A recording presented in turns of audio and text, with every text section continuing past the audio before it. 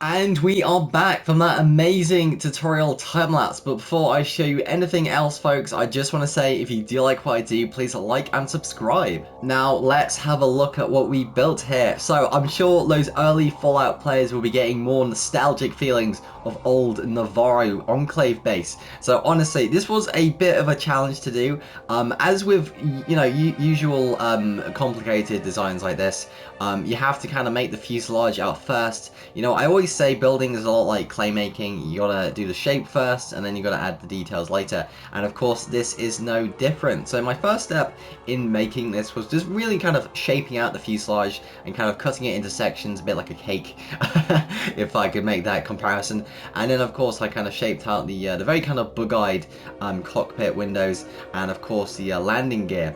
The most challenging thing, surprisingly, was the direction of the blades. Now, I had to make a few concessions when it came to the detail. Many of you sharp-eyed Fallout players will know that the Fallout 2 Vertibird has around 7 rotor blades instead of 6, but I could just not make it work where it looked aesthetically pleasing, so to speak. So I kind of switched out for a optional 6 rotor blades, which looks just fine in my opinion. But you know, if you want to be extra faithful to the Fallout 2 version, you can always add a other rotor blade. Now, in terms of variation, I am going to see if I can try and make this into a build showcase for you folks, because of course in Fallout 2 and of course other games, you can see these vertibirds crashed into the ground in different areas, especially in Fallout 2 as your kind of premonition before meeting the Enclave.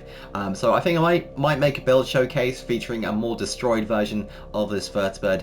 But overall, that has been our build for today. An excellent showcase in Enclave military hardware from Fallout 2, the famous version 1 of the vertibird. So I do hope you enjoyed this Fallout Atomic tutorial. Honestly, a big shout out to my commenters for suggesting this. I always like the kind of ideas you guys bring me, and of course we have so much more left to do. My name has been Dr. Wasabi. I wish you a most pleasant good evening, and of course, as always, God bless.